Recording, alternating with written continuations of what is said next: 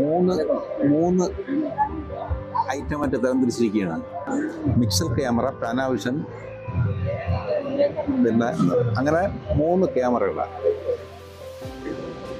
ഇത് ആൾക്കാർക്കൊന്ന്, അതായത് ഈ ഇൻഡസ്ട്രിയിലായിട്ട് വർക്ക് ചെയ്യുന്നവർക്കെല്ലാം വേണ്ടി ഒന്ന് കാണാൻ വേണ്ടി ഇങ്ങനെ ചെയ്ത് വെച്ചിരിക്കുന്നത്.